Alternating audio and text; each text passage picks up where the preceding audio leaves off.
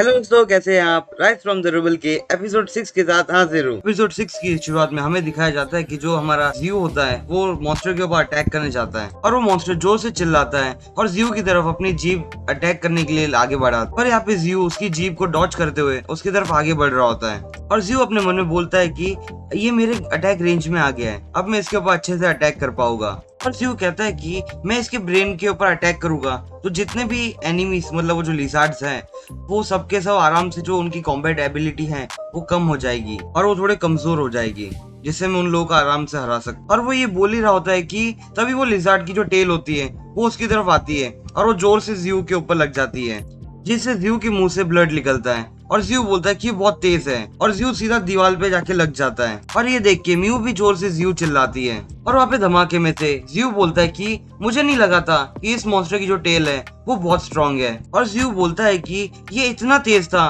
कि मैं अपनी स्वॉर्ड भी यूज नहीं कर पाया। और जियो उठते हुए बोलता है उस मतलब चिल्लाता है उसकी तरफ। जियो अपने मन में बोलता है कि ये जो मॉन्स्टर है वो बहुत डरावना है और इसके पास जो स्ट्रेंथ है वो एक डी रैंक के मॉन्स्टर जितनी स्ट्रेंथ है इसके पास। और वो मॉन्स्टर जोर से चिल्लाते हुए जियो की तरफ आता है और जियो उसके अटैक को फिर से डॉज कर लेता है। और जियो डॉज करते हुए बोलता है कि इसकी जो बाइट थी वो बहुत स्ट्रॉन्ग थी, अगर ये मुझे काट लेता तो पता नहीं क्या हो जाता। और वो मॉन्स्टर अपनी फिर से जीप से अटैक करता है जियो के ऊपर, पर जियो उसे फिर से डॉज कर लेता है। और जैसे ही जियो दूसरी जगह खड़ा होता है वैसे ही वो अपनी टेल से अटैक करता है, पर इस बार जियो को थोड़ा लग जाता है उसकी शोल्डर पे।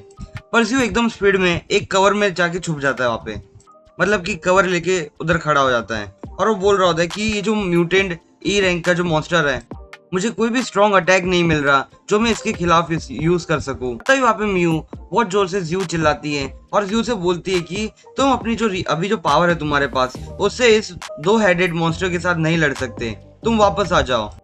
जियो से बोलता है कि तुम्हारी जो इंजरीज है वो बहुत स्ट्रांग है, जल्दी से जाके कहीं पे छुप जाओ। जियो अपने मन में उस मॉन्स्टर को एनालाइज कर रहा होता है और वो देख रहा होता है कि जो ये मॉन्स्टर है इसकी कोई ना कोई तो एक पार्ट होगा जो थोड़ा कमजोर होगा। और जियो बोलता है कि मैं म्यू को छोड़ के ऐसे यहाँ से नहीं जा सकता क्योंकि मेरे पास सिर्फ 3 दिन है और 3 दिन के बाद जो मेरे फादर है मेरी वजह से जो मेरे फादर को वो लोग को मार देंगे, मुझे जल्दी करनी होगी। और तभी हमारा सीन थोड़ा बैक फ्लैश में जाता है।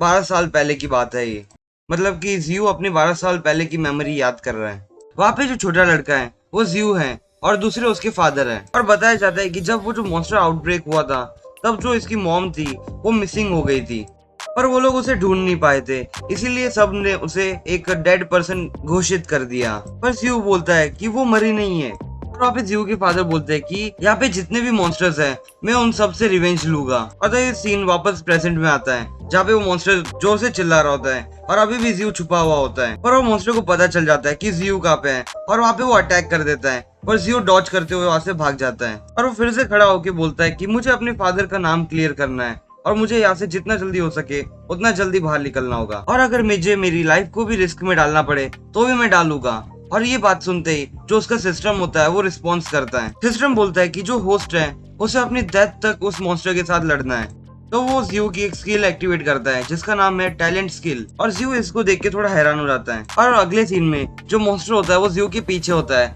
और जियो को ये बात पहले ही पता चल चुकी होती है और वो उसके ऊपर अटैक करने के लिए आगे बढ़ता है। और वो बोलता है कि मैं अपने बैक व्यू भी देख सकता हूँ और मुझे लगता है कि जो मॉन्स्टर है वो थोड़ा स्लो हो चुका है और ये मेरा बहुत अच्छा चांस है, मुझे इसे अभी मार देना चाहिए।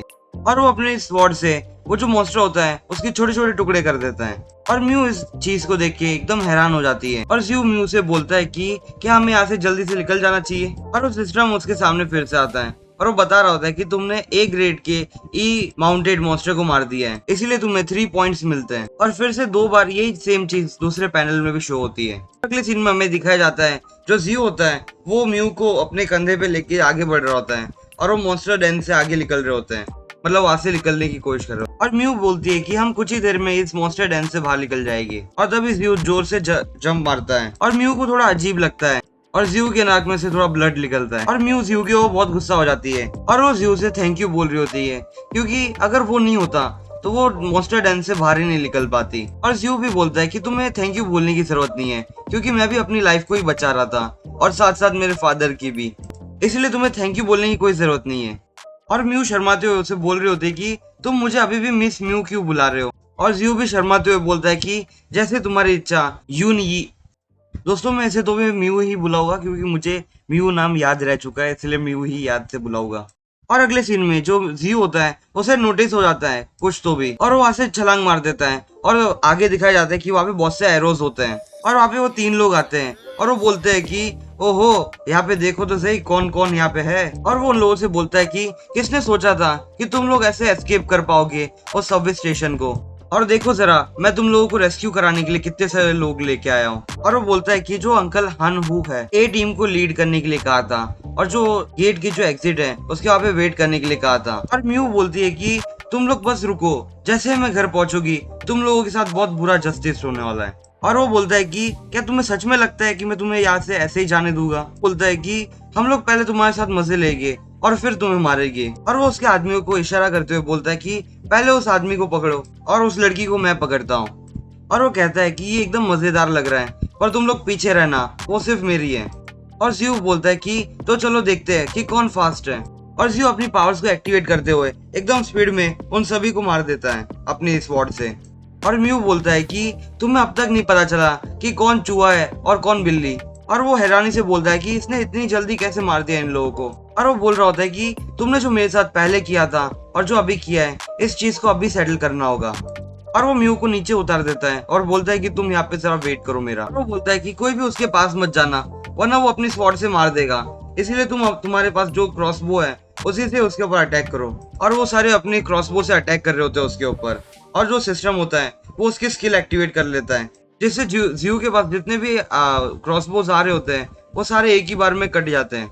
और वो जो स्लैश मारा था जो जियो ने वो सारे उसके आदमियों की तरफ भी बढ़ता है और उसके आदमियों को भी बहुत चोटें लगती है। और एक्चुअल में वो जो स्लैश मारा था उसके अंदर जियो भी होता है और जियो सीधा उस आदमी मतलब उनके बॉस की तरफ आता है और बोलता है कि ये अब तुम्हारी बारी है। तो दोस्तों जो मेरी लास्ट वीडियो थी उससे बहुत से लोगों ने कमेंट किया था और मुझे उनमें से कुछ कमेंट पसंद आए थे तो मैंने उनको शाउट आउट दिया है। पहले है सुमित यादव ब्रो और अगले है ओली खान ब्रो। अगर आपका मैंने नाम गलत ले लिया हो तो प्लीज मैं सॉरी बोलता हूँ। और अगले है आयुष के ब्रो आपने आपके इंस्टाग्राम की लिंक नहीं डाली इसलिए फॉलो कैसे करें, और तो भी आपको आपके नाम से फाइंड करेंगे हम। अगले है विशाल दामोर ब्रो और अगले है मैजिकल गाय।